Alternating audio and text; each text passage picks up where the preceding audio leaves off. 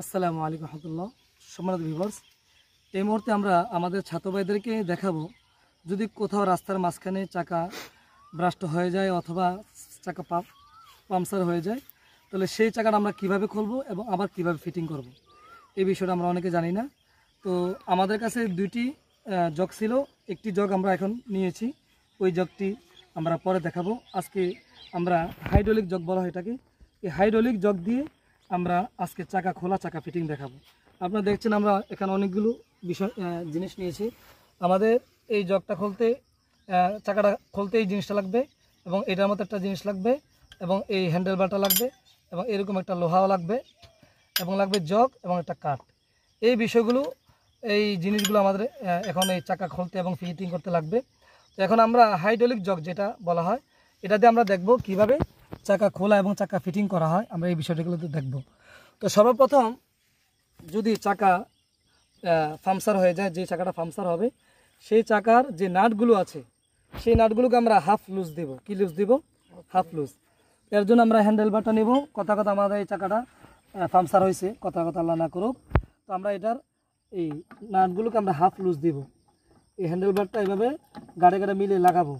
লাগানোর পরে যদি আমাদের কাছে এরকম লোহা না থাকে তখন আমরা কি করব?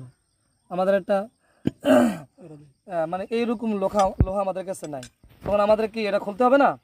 তখন আমরা প্রথমে হাতে ট্রাই করব। এই হাতে এভাবে ট্রাই করব।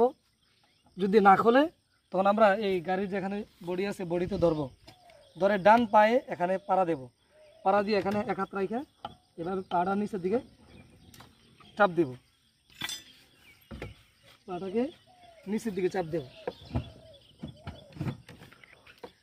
এইভাবে ধরা পাটাকে নিচের দিকে, এই ঠিক আছে। যদি এরকম হ্যান্ডেল না থাকে তখন আমরা কি করতে হবে? পায়ে খুলতে হবে। ঠিক আছে, পায়ে এভাবে চাপ দেব। চাপ দিলে কিন্তু ঘুরে যাবে। তাহলে এটা দেখালাম হলো আপনার যদি এরকম লোহা না থাকে তাহলে আপনি এর বিপরীতে কি করবেন?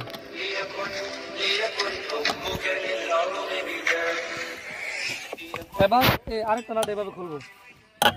খোলেন আপনি একজন খোলেন, আমি দেখালে ফুল ঘুরানো যাবে না এটাকে।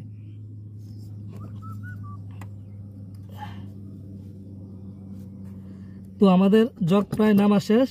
আমরা এখন হাত দিয়ে বাকি অল্প একটু নামিয়ে দেবো। নামালে এই জায়গা থেকে এটা ফ্রি হয়ে যাবে।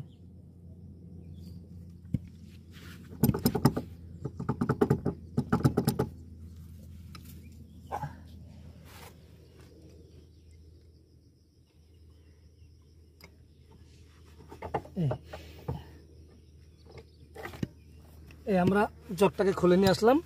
এখন আমরা এটাকে পরিপূর্ণ নামিয়ে আমরা আবার এই চাবিটাকে আবার টাইট দিয়ে দেব। এখন যে চাবিটা আছে চাবিটাকে আমরা টাইট দিয়ে দেব। আমাদের কাজ কিন্তু এখানেই শেষ নয়। এই যে দেখছেন বেশি ঘুরাইলে এই দিকটা তেলটা পড়ে যায়, এটার ভিতরে তেল থাকে, এই দিকটা তেল দেওয়া হয়। তো এখন আমরা আমাদের যে গাড়ির নাটগুলো আছে বাকিটা টাইট দেব। বাকিটা টাইট দেওয়ার জন্য আমরা হ্যান্ডেল বার নিয়ে এই লোহাটাকে নিয়ে আমরা বাকি টাইট দেবো। এখন কি পরিমাণ টাইট দেব? টাইট দেওয়ার সময় যখন টাইট পরিপূর্ণ হয়ে যাবে তখন একটা কট করে একটা আওয়াজ করবে। এটা টাইট হয়ে গেছে, ঠিক আছে, এটা টাইট হওয়া শেষ। এবার আমরা আরেকটাকে ধরবো। শেষ, এটা টাইট হয়ে গেছে পরিপূর্ণ। এবার আমরা আরেকটাতে, এটা টাইট পরিপূর্ণ।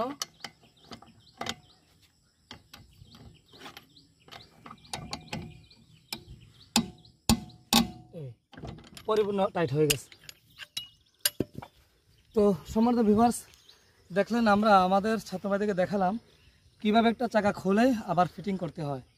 আমরা আমাদের প্রতিটা ছাত্রভাইদেরকেই এভাবে গাড়ির প্রতিটা বিষয়ে যাতে যেখানে যাওয়ার পরে যাতে কোনো বিষয়ে সে আটকে না পড়ে, কোনো বিষয় যাতে বিপদে না পড়ে কোনো জায়গায় গিয়ে, আমরা সব বিষয়গুলো এভাবে তাদেরকে পার্ট বুঝিয়ে দিই। শুধু ড্রাইভিং শিখিয়ে বিদায় করে দেয় এমন বিষয় নয়, বরং গাড়ির খুঁটিনাটি যা জানা প্রয়োজন আমরা সবগুলো বিষয় জানাই দিই। তো আজকে এই মুহূর্তে আমরা এখানেই বিদায় নিচ্ছি। দেখা হবে ইনশাল্লাহ পরবর্তী কোনো ভিডিওতে, পরবর্তী কোনো নতুন ভাইয়ের সাথে, নতুন কোনো বেসের সাথে। সেই পর্যন্ত সবাই সুস্থ থাকেন, ভালো থাকেন। আল্লাহ হাফেজ।